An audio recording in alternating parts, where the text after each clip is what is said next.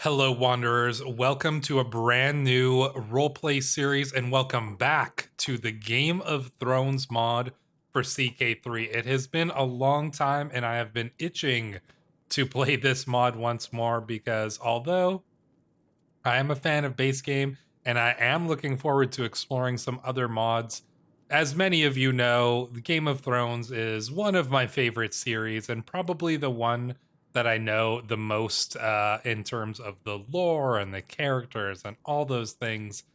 And so I like to come back to this mod because to me it is the most interesting to give that extra context from what I know about the lore and to play these characters and to see these characters that I know and love is always fun for me. And so I'm excited to be back in this one. Well, who is our character here? This is Sir Joffrey the Black Lion of House Lannister. Now, as you can see, by the tabard that we wear, we're not wearing the typical Lannister colors, and we've seemed to have a rather dark coloring to our hair here. Not the typical Lannister gold, and well, let's see why that is. It is indeed because although we are a Lannister through our father Sir Mathen, through our mother Lady Lyanna, we have Baratheon blood. So yeah, we are born of two great houses, House Lannister and House Baratheon here. And that is who we are. And let's get into our character in just a moment here, but I just want to set up the scenario a little bit because we are playing in the Shadows over Ashford, or Shadows after Ashford start date. So 209 AC. This is after the tourney in Ashford, which is right over here. And obviously that was where Prince Baelor Breakspear was slain by his own brother, Prince Maekar Targaryen, in the Trial of the Seven. And that story is immortalized in the Hedge Knight graphic novels, or the Duncan Egg series, I do believe. And so we're going to be seeing that as well in the Night of the Seven Kingdoms TV show, which will eventually be releasing. I heard it's gotten delayed again, but yeah, that is going to be pretty cool to see, I am sure. So the question is, who are we? What are we doing here? And what is our story going to be? Well, we are, as I mentioned, Sir Joffrey the Black Lion. And our grandfather was the Lord Lannister, but we descend from one of his second son? No, his youngest son here. So obviously didn't inherit, nothing like that. Our father was burned to death here. Well, or he was burned, but he was slain in battle. So I tried to look up this particular character, and I wasn't able to find anything, although seeing this makes me suspect that there was something a little bit more to it. But yeah, I wasn't able to necessarily find any information on him. He may be a canon character, but if so, let me know. But our uncle was a member of the King's Guard, and our other uncle was also known as the Black Lion. We have kind of taken that nickname as well. And then you can see here, our cousin is currently Lord Daemon the Grey Lion of Casterly Rock. So let's dive into our character a little bit deeply. That was just kind of our family, or at least where we descend from in terms of things. So yeah, in terms of our character traits, we are brave, we are gregarious, and we are ambitious. Obviously, we are leaning more towards a martial character, as I often do, but I like to play the martial characters because I like to conquer things. It amuses me. So we're a skilled tactician. We're a gallant man. So we see ourselves as kind of a valiant knight. Although, as you can see by our traits, gallivanter and rakish, we are probably not that much of a like a valiant knight. Or at the very least, we like to enjoy the worldly pleasures a little bit more than the faith of the Seven might like. But we are a knight. We certainly are. We've got a little bit of the strength of a Baratheon here, so we've got the Hail trait, but the shrewdness of a Lannister. We are scarred, for we're 29 years old and we've fought in some battles already. and we're a skilled fighter, not a formidable fighter. We're not one of the greatest fighters of all time or anything like that, but we're capable. We're fully capable of holding our own. And you can see our traits are, or our stats are pretty average across the board. You know, we've got good martial and good prowess. Everything else is just kind of fairly mediocre.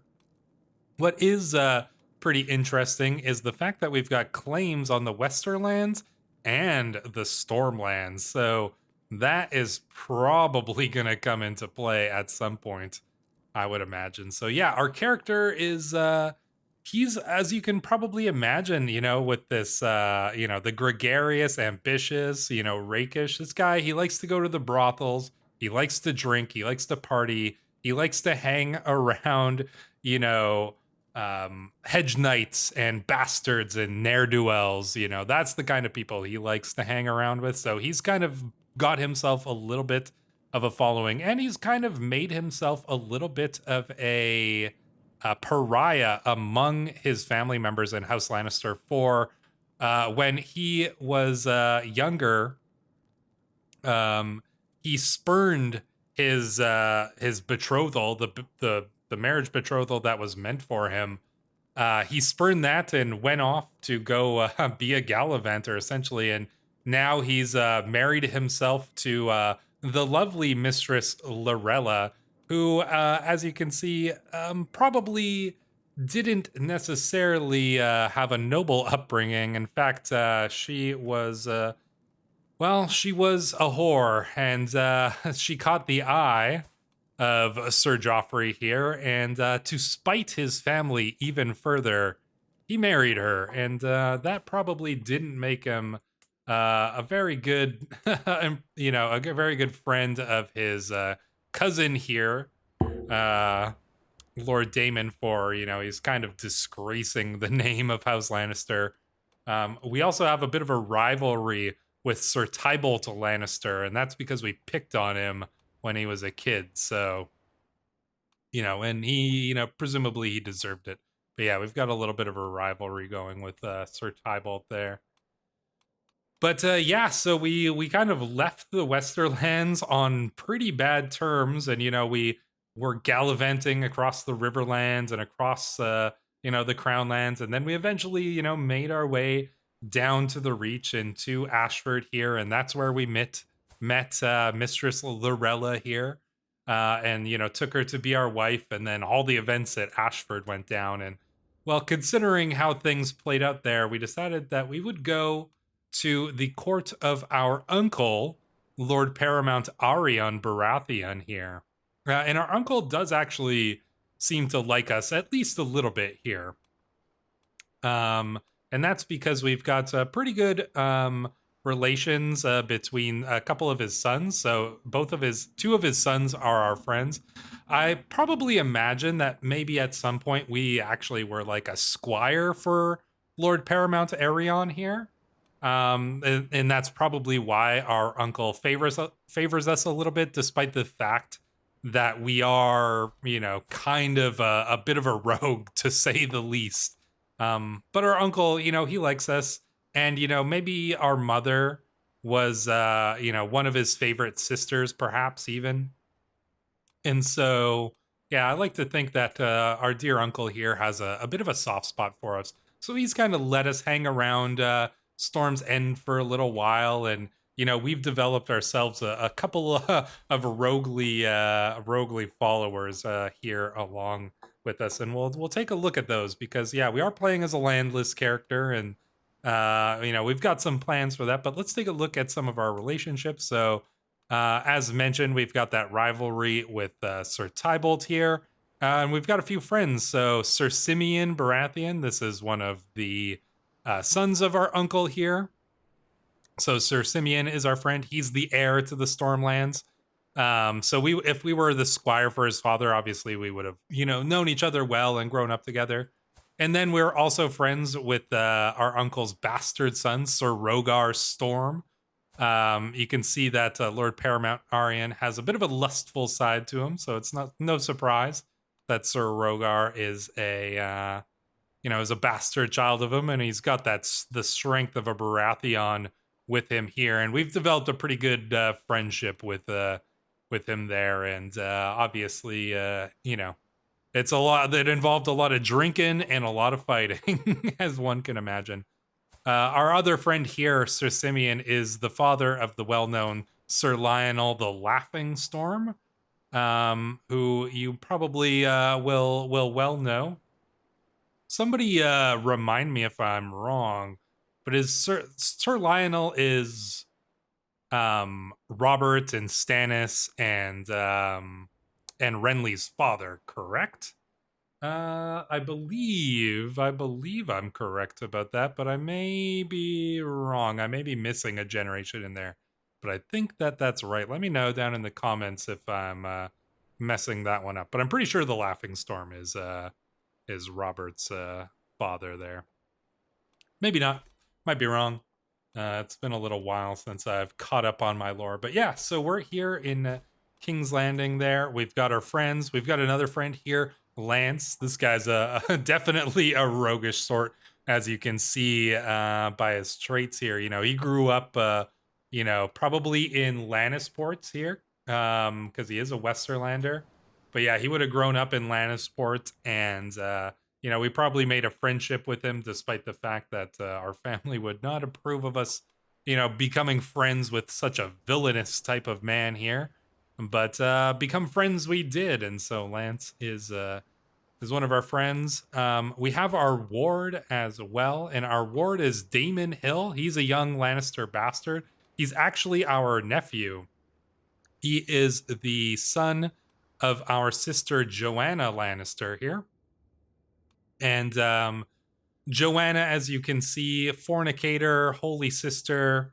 Yeah, you can imagine kind of how those events went. She's 23 years old. Her son is 9. So, you know, who knows exactly what happened here. But obviously, you know, there was a child came of this this union, and she was sent away to become a septa. And, well, now her son, you know, is technically a Lannister, but a bastard. And so, you know, nobody really wanted to keep him around. So we've taken him as our squire. The kid aspires to be a blade master. We'll see if he achieves his goals.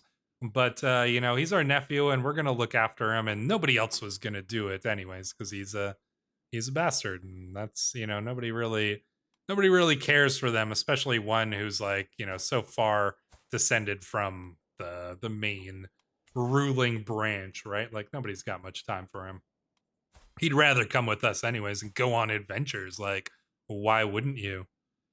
So yeah, we are his knight, and we'll raise him to be a good squire. Then we've got our lover, of course, Lorella, as we mentioned there. She's a ambitious woman.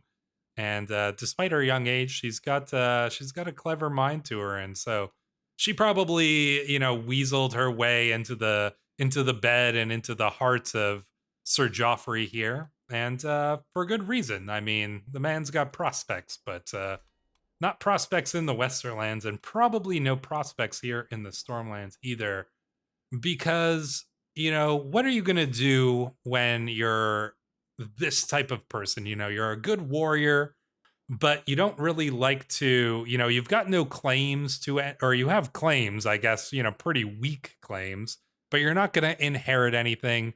You know, you're going to be bound to just be like a knight for the house, and, you know, at best you're going to live on like a small stipend, or who knows exactly, you know.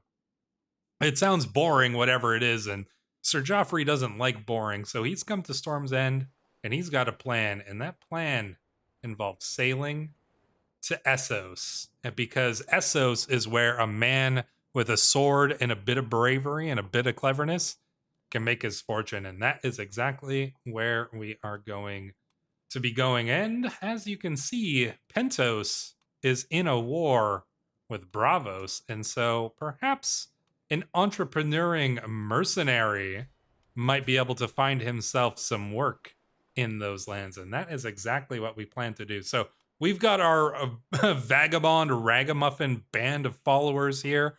You know, we've got Mistress Lorella, Lance, Damon Hill, Rogar Storm. We've got another knight here, Sir Aronis the Bone Breaker, Galligaris. He's a Westerosi Valyrian man. You know, this guy's just a roughhouser here. He wears the helmet because his face is too frightening to look upon. And then Sir Gamal Lockhart here, who got tired of serving all the lords and ladies and, not getting anything from it.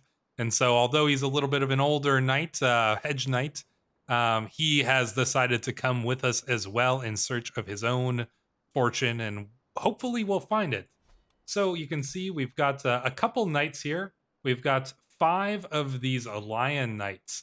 And, well, that's not a lot to start with, but who knows what kind of fortune we'll be able to make with that. So we start off here in Storm's End. The shadow of the Ashford Tourney looms large over the land, House Targaryens in a bit of turmoil. But we're going to get the hell out of here. But first things first, what are we going to do here before we leave? Well, I think one thing that we're going to do is we're going to make a request of our dear uncle who likes us so much and, wants us to do well.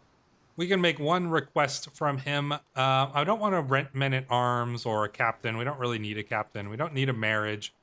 A feast or a grand tournament would be pretty cool, but I don't think we need to do any of those. I think we just need to ask for a ship and some supplies to take us to Pentos, for that is where we are going. We could ask him for some gold, but the provisions, I think, will do us better. We'll earn our gold when we get to Pentos. So you see, we're very poor. We are very, very, very poor. But yeah, I think these provisions are going to do us pretty well here. So let's make the request.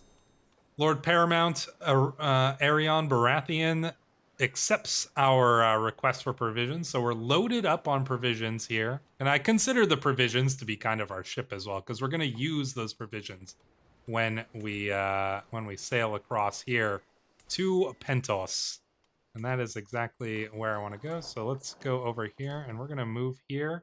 Yeah, so that's going to cost that 1,000 provisions that he gave us.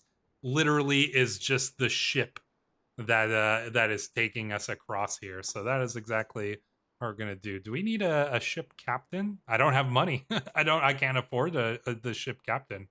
So so I guess we just go as is and we face the dangers of the sea. Oh, we have 10. We have 10 gold, but we should probably save that. I think we'll face the dangers of the sea as they are. One thing I want to do before we go, though, is we'll use some of those provisions to refill it our men-at-arms. We're going to go to all of the hedge knights and the rogues and the villains here in Storm's End, and we'll say, we will make you knights if you join us on our way to Essos here. And well, we find at least 45 of them to join us, and we call them all knights, but none of them are probably knights, or at least very few. So yeah, we're gonna take those men. We're gonna go to Pentos. We're gonna offer our services to the Prince of Pentos, and see what happens from there. So we say goodbye to our dear uncle, to our friend Simeon, and we're gonna head out here. So let us make way across the sea here. Hopefully we won't face too much danger. It doesn't, it's a pretty quick little trip there. Oh, we see a derelict ship. Ah, the sea is calm and forgiving today. Still as a boulder and a powerful wind at our back to boot.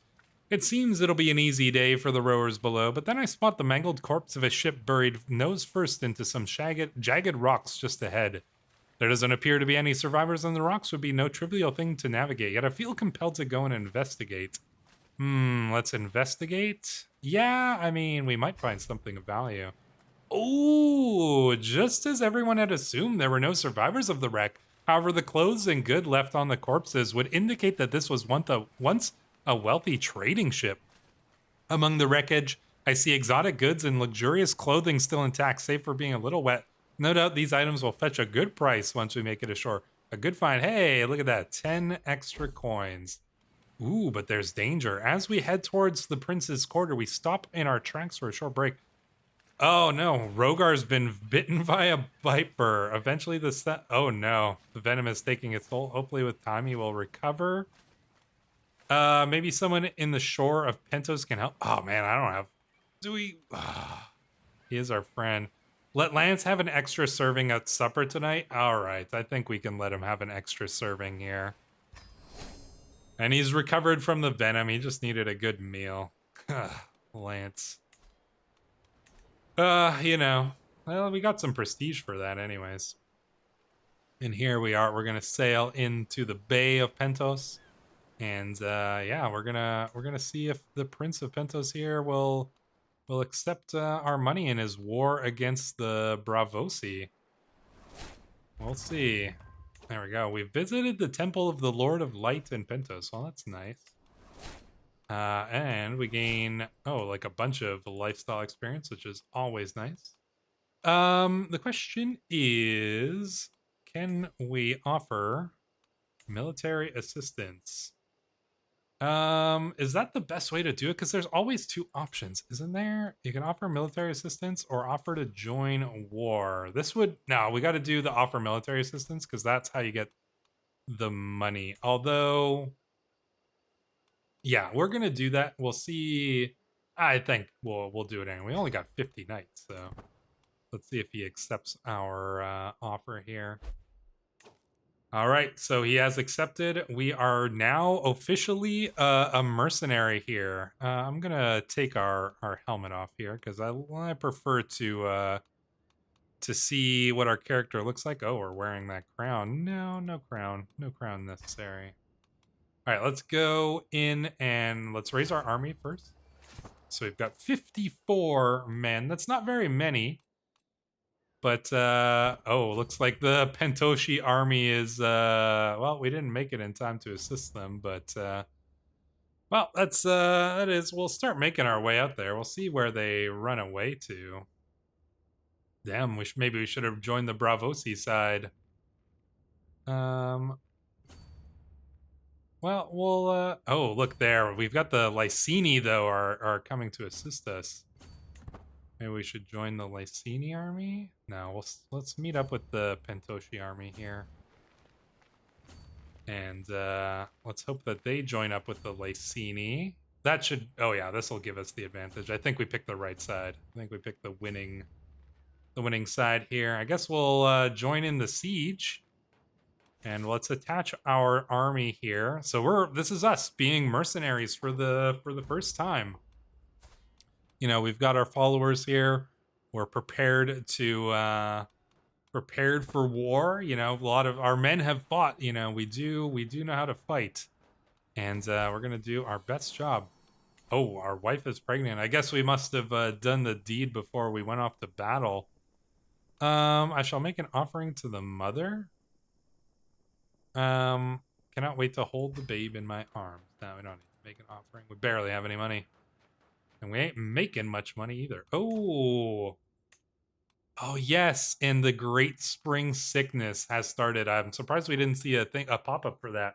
But yes, as you will no doubt know from the Game of Thrones lore, the Great Spring Sickness started just after the tourney at Ashford. And so this is gonna, yeah, as you can see, it's gonna wreak havoc on the land here, and King Daeron the Good already has it. So that is unfortunate here. Will Prince Valar, the young Prince Targaryen here, also succumb to it? That's what happened in the lore, but we'll see if it happens in this. Luckily, the Great Spring Sickness didn't really affect Essos as much. But I don't know if it will in this playthrough or not. So we'll have to keep an eye out. Hopefully we don't die of the Great Spring Sickness. That would be unfortunate. But, you know, you never know what could happen here. Strategical impasse. I'm sitting around the map table with Aronis and Gamal discussing our strategy for the ongoing war. Aronis bangs his fist on the table and loudly proclaims we should charge the enemy directly and crush them Yeah, of course, Bonebreaker here says we should crush them with the sheer might of our armies. But Gamal, the more strategic sort, explains how we need to watch our foes and react accordingly. But we're pretty clever. We are a shrewd man, and I think we know how to employ both strategies here. Succession of the Iron Throne. So King Daeron the Good has died. And now Prince Valar, the young prince, now sits on the throne, which probably puts him in King's Landing here, where he could easily succumb to the spring sickness as well. I'm glad we got out of Westeros in time there. All right, the siege is going okay, but are we going to be able to beat them in about 20,000? They've got a slight advantage over us in terms of the numbers here. Let's take a look at that. 20,000. No, we've got 26,000. So we should hopefully be relatively okay. But we're missing 6,000 troops. Man, a lot of disease spreading. Oh no, the child was not meant to be. That's sad. Okay, here's some more Lysini coming to assistance. All right, siege was done. Unfortunately, we didn't get any money for that siege. Are we building up some war score at least? Your war contribution is 25, 0%. Well, we're assisting with the sieges as much as we can, but we just don't have any money to hire mercenaries or anything like that. I believe we needed to have at least 20. No, we needed to have 100. So I think if we help with some sieges, we should be getting at least enough war score here. But yeah, I think are they gonna come and try to engage us in a battle? No, they're gonna keep sieging, it looks like. Which is okay by me, I think. You know, all the money is you get all the money from the sieges here. Oh, we're gonna engage them. Alright, battle time. Let's do it. Yeah, and we've got the advantage here. All right, here it is, our first battle with Sir Joffrey the Black Lion. Heading into battle here, and we probably just have the advantage. 16 captains, many of our own men among them. Ooh, Lord Lysandros was slain there. Oh, that's unfortunate there. But looks like we're going to be able to defeat the Bravosi here in this battle. Follower's Heart. Captain Joffrey, my friend, I met the most elegant woman. Oh, our friend Lance has met a Mirish woman here whom he favors. Of course I will help. Let's see if she's willing to run away with you. We don't have this much money, my friend, but let's see if she's willing to run away. If you can get her to run away. No, she's not impressed. Sorry, Lance. You didn't have the charm that you thought you did. Battlefield Knighthood. After the battle in Windcoast, one of my attendants presents me with a list of soldiers who performed exceedingly well. Lance's name stands out in particular. Do we knight Lance? I mean, he was just like he's just a commoner grown up among rogues. But then again, I think that we're kind of amused by, you know, knightly things. I think we kind of look at it a little bit askance. Even though we're, you know, a gallant man, I think our gallantry and chivalry comes in the pursuit of you know, our own ambition. So, sure, let's knight Lance. Why not?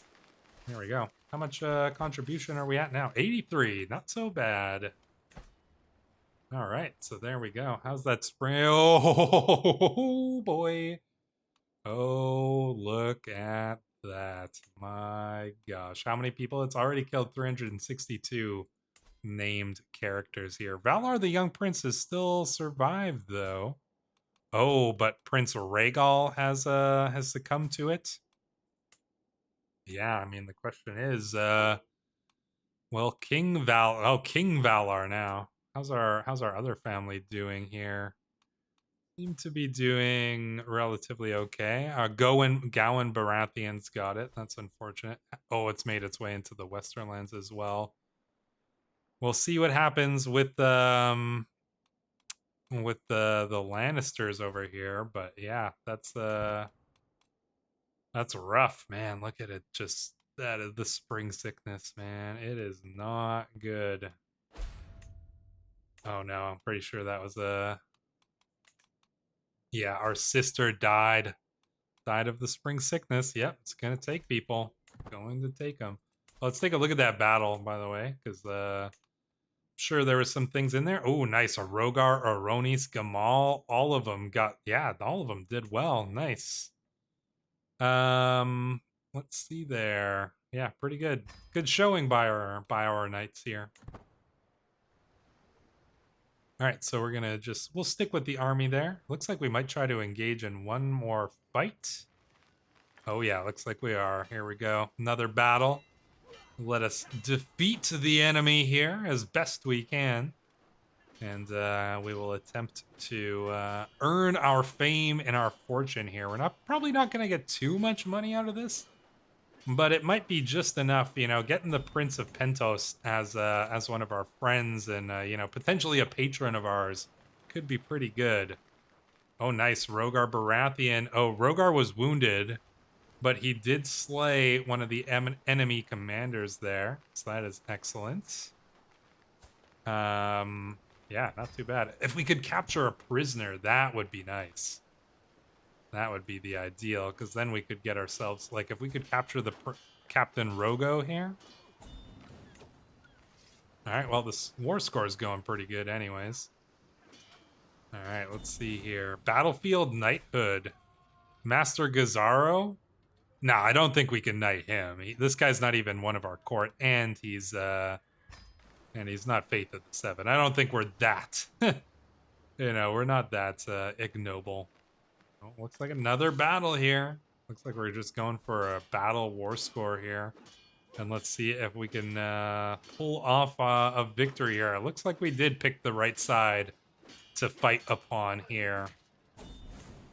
Another battlefield knighthood. No, we're not knighting these Pentoshi people. All right.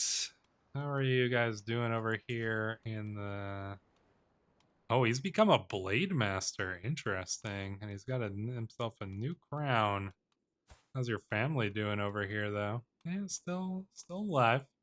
Good for you. Ooh, now tournaments. Tournaments are definitely going to be where we're going to earn our bread and butter. You know, some mercenary work here and there might be fine, but if we can do enough tournaments, we can potentially win ourselves plenty of fame and plenty of fortune. So that is something that we're definitely going to be looking at here. We should have enough war score once this siege is lifted to get the victory, and then we can go and join the tournament here. We can look at the details of these battles, and there we go. The war was won. Wow, and look at that. They paid a ton of money. We got a little bit of money out of it anyways. So be it. Pause the thing right here. And yeah, I mean, I don't think that made him a patron of ours, did it? Unfortunately not, but you know, that might come. You know what, I might even go and make him a patron of us, because I think that would be a fair and reasonable thing to imagine. That you know, we did help him around in that battle, so but yeah, I think we want to go to this tournament here. I'm organizing a grand tournament in Windcoast. We'll start with a duel contest. Well, let's go and join the tournament there, and we will see exactly how that all plays out. But I think we're going to see how that all plays out in the next episode. But I want to know down in the comments below what you guys think of this scenario, this character. What do you think we should do from here? You know, I've kind of left it open. You know, we have these claims on the Stormlands. We've got these claims on the Westerlands.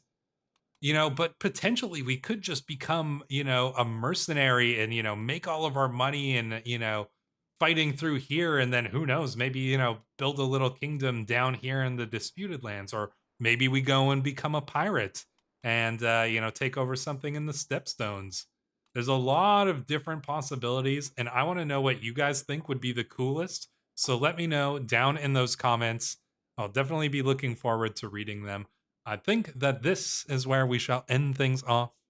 And until the next episode, Wanderers, thank you so much. I am looking forward to it, and I will see you in the next one.